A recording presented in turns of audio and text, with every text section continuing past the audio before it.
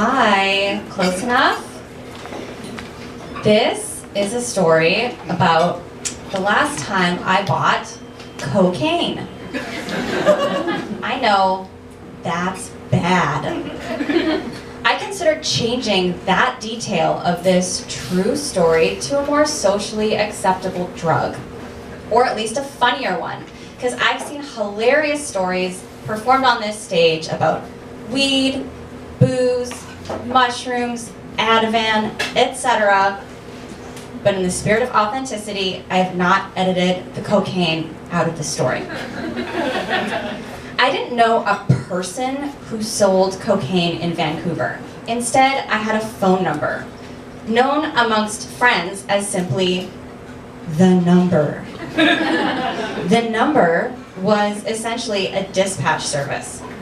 You'd call, a nice woman would answer, and you'd tell her your location. Sometime later, you'd get a call or text from the delivery person there to meet you outside of whatever bar or bowling alley or children's birthday party you had called them to. You get in their car, give money, get drugs, and go your separate ways. I know it sounds a little impersonal. I lived in Edmonton until I was 25, and despite having harsh nicknames like Dirt City and Stabmenton, that's a town where you know your drug dealers by name. You see them around town, it's nice. But the last time I bought cocaine, I was heading downtown to see some bands with a couple of friends from work. And as I sat on the train from Commercial Broadway to Stadium, about 4 or 5 drinks already in me, I thought, this night could use a little pick-me-up. So I called the number from the train, told them I'd be at Stadium Station soon. Shortly after, I got a text from a strange number. It read, "There in 10, black Honda Civic." Perfect! I got off the train, lit a cigarette, and texted my work friend, "On the way, see you soon." It didn't take long for a Civic to appear. Only one guy in the driver's seat, so I opened the passenger door and got in. Standard protocol. "Hey, how's it going?"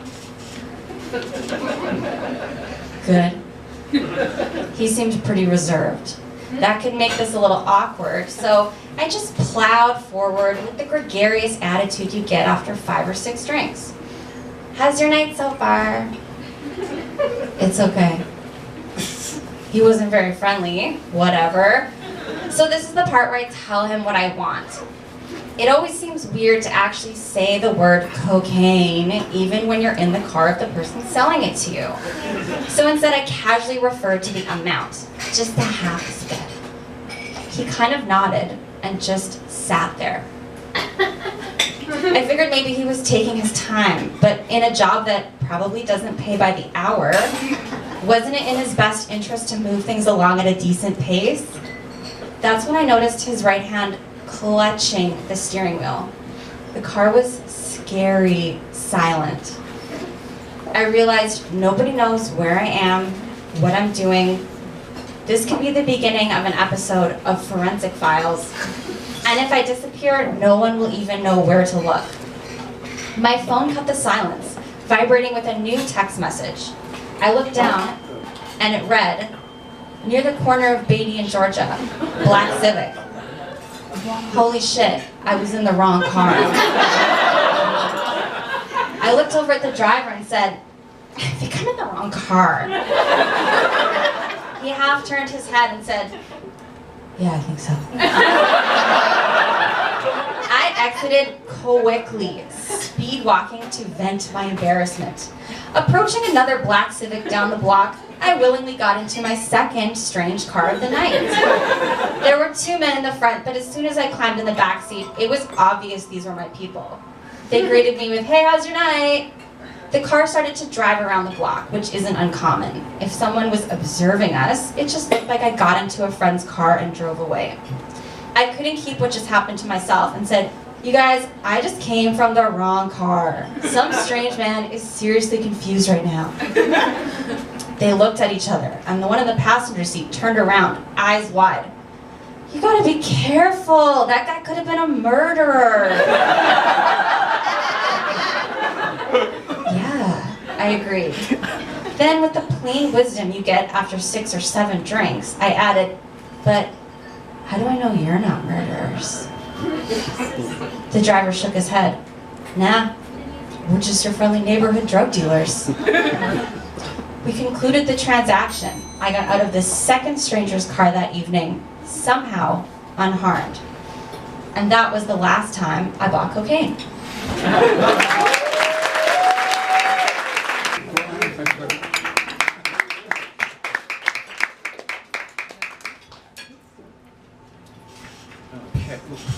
Okay.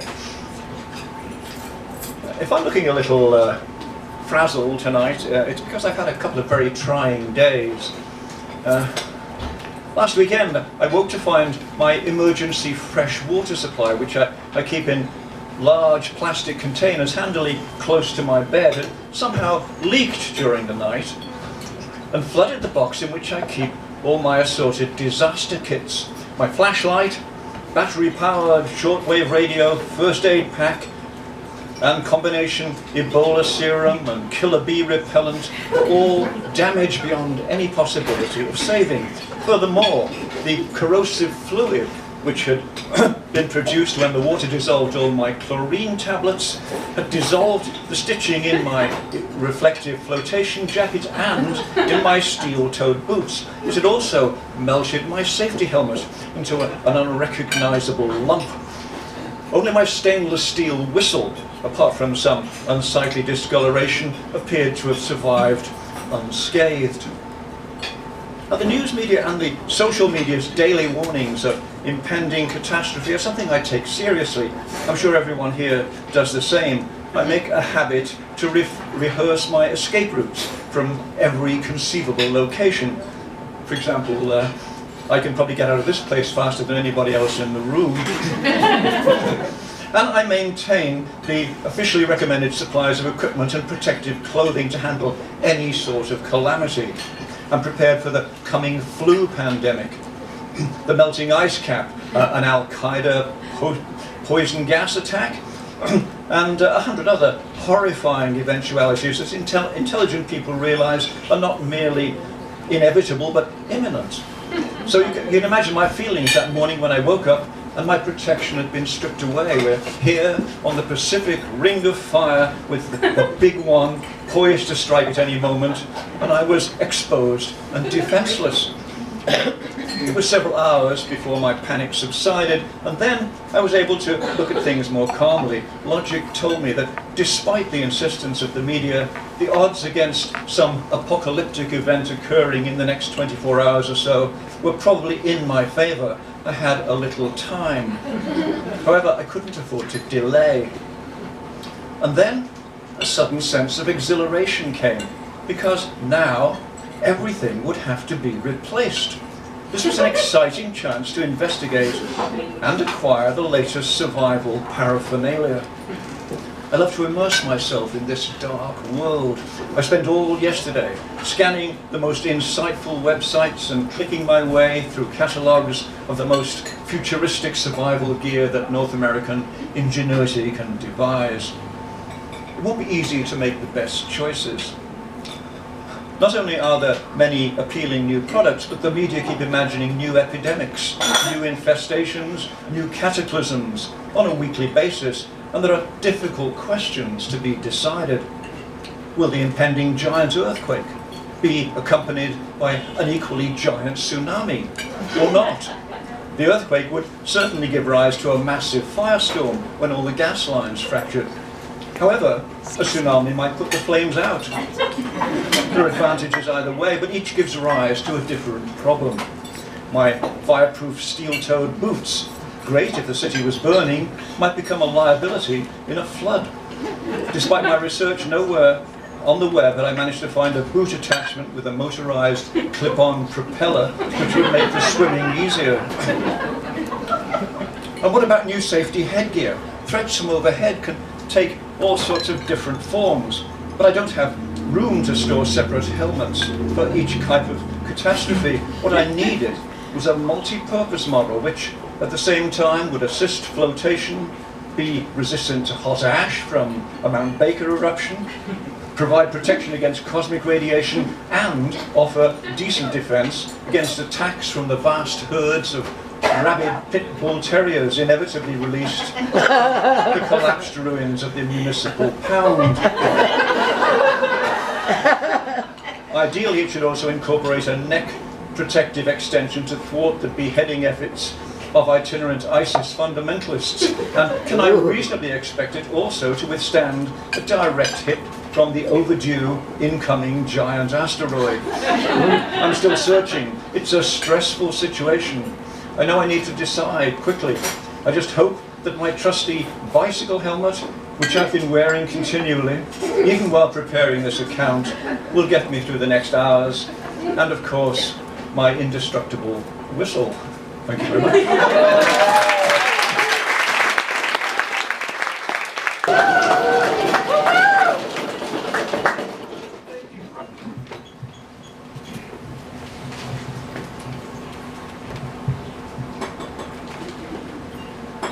It's 1987, and I'm in my car driving away from Queen's University campus, hotbed of radical lesbian feminism, toward the burbs of Kingston, Ontario, stronghold of the heteropatriarchy. I called myself a radical lesbian feminist then because bisexuals hadn't been invented yet. But I'm not feeling very radical at this moment. Hands white-knuckling the steering wheel, my mind racing with what have I gotten myself into, because I am a lesbian going to see a guy about some sperm. I say out loud to no one in the car, I don't even want a baby. You see, my friend Lisa and I had been hanging out at my apartment just a couple of months ago talking about how to get her partner Julie pregnant. Lesbian pregnancy is a DIY project. We are not welcome at sperm banks, and AIDS is ripping through the community. So the old gay friend go-to is not an option. We opened a bottle of wine that night to begin the time-honored tradition carried out by dykes throughout history, making a list of all the men in your life that might give you a few healthy swimmers. Full of hope and a little bit tipsy now, we started making phone calls. But what we ended up with was a fistful of, no, I don't think I want to have children even if I'm allowed to ignore them. And yeah, my wife is not going to be okay with me impregnating another woman even if there's no sex involved. And finally, no, I'm your brother. That's creepy. Disappointed, despairing, and now a little drunk. How much semen do you think goes to waste on this planet every day? We would have to measure it by the gallon. And what's it for? Making a baby. Okay, but where's it going? It's going down the shower drain. It's going into gym socks. It's going up other men's asses. And we want a teaspoon of it for its intended purpose. They're all like, oh no, I couldn't possibly. Every practical Lisa says, I wish we could just open our own sperm bank. Fuck it, I said, let's do this ourselves. What, she says, open a sperm bank? No, let's put an ad in the paper. Oh yeah, lesbians want your sperm. They'll be beating a path to our door. But full of wine and bravado that night, I convinced her it was a great idea. It would make me like a resistance fighter in the war on homophobia, like the Harriet Tubman for a little underground railroad for sperm, like the angel Gabriel with a message of an actual virgin birth. The ad read, couple unable to conceive, seeks sperm donor. And now I am driving in my car to go pick up donated jizz from a clueless Christian couple who thinks this is going to straight people. Am I responsible for their homophobic assumptions? What if they run into us in a grocery store 3 years from now with a kid that looks just like him? They figure it out, get a lawyer, sue for custody, we have to change our identities and flee the country. Okay, I just want to turn around and forget the whole thing. But Lisa and Julie are back at the house with their color-coded ovulation calendars, their sterilized syringes, their mood music, and all their hopes and dreams. And if I bail now, I am basically killing my best friend's unborn child. But now before I realize it, I'm in front of the house. There's the wife on the step, waving me in. My feet are on autopilot, a plastic smile on my face. Come in, she says. I'm still looking for an out. So I just point at her and blurt, are you sure you want to give this to people you don't even know? She puts a baby food jar into a paper bag, smiles at me sweetly and says, it's just part of the Lord's plan. We want to bless another couple as we've been blessed. I take the bag and skulk away, feeling like no more than a creepy courier.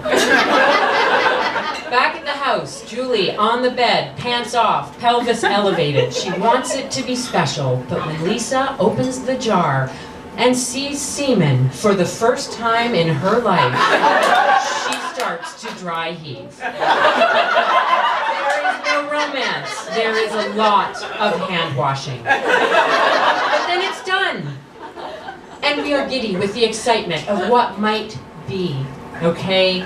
And looking at them now, all my guilt and of my worries, it just drops away because I remember what great parents they will be. And who am I to question the Lord's plan? I'm just a messenger.